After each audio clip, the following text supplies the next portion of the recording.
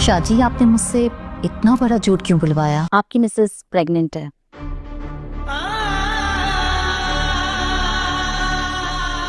मुबारक हो। मेरी जिंदगी बर्बाद करके तुम अपनी जिंदगी में खुशी से रह रही हो, ये मैं होने नहीं दूंगा। नूर, लिया तुमने अपने बेटे की जिद का अंजाम।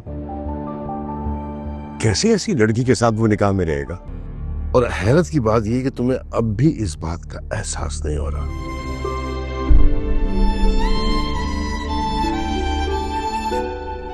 जुल्फिकार शाह कैसा है, कौन है, उसके बारे में तो हम कुछ जानते ही नहीं है। क्या गारंटी है इस बात की कि वो शख्स ये जिम्मेदारी निभाएगा? गारंटी तो अपने बेटे की भी नहीं ले सकी। मैं तुम्हारी और जुल्फिकार शाह की जिंदगी बर्बाद कर दूंगा। मैं नूर को यहाँ उरुष्मा के थप्पड़ खाने के लिए नहीं ला सकती थी वापस। तुमने हमेशा नूर को सलार से ज्यादा अहमियत दी है।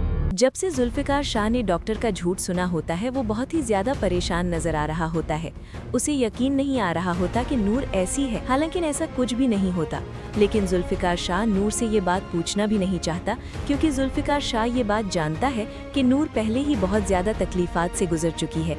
अब मजीद वो ये बात पूछकर नूर को मजीद तकलीफ नहीं देना चाहता, इसलिए वो नूर से कोई बात नहीं कर रहा होता।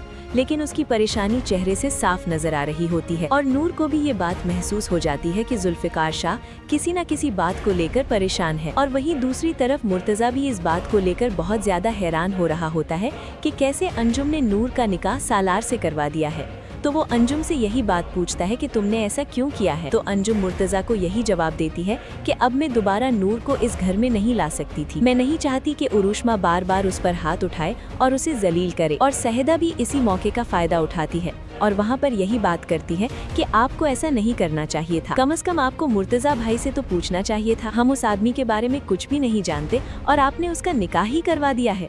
तो अंजुम यही बात कहती है कि मैंने बहुत ही सोच समझकर ये फैसला लिया है और ये नूर के हक में बेहतर था और मैं ये बात जानती हूँ। और वहीं दूसरी तरफ सालार बहुत ही ज्यादा गुस्से में होता है, क्योंकि उसको तो यही लग रहा होता है कि सारे फसाद की जड़ नूर है और नूर की ही वजह से उरुष्मा ये घर छोड़ कर गई है और उरुष्मा अब सालार से बात भी नहीं कर रही। और वो यही सोच रहा होता है कि नूर तो अपनी जिंदगी में बहुत ही ज्यादा खुश है, लेकिन वो नूर को खुश रहने नहीं देगा। इसलिए वो उसको धमकाने के लिए फोन करता है और नूर से यही बात कहता है, मैं तुम्हारी जिंदगी बर्बाद कर दूंगा।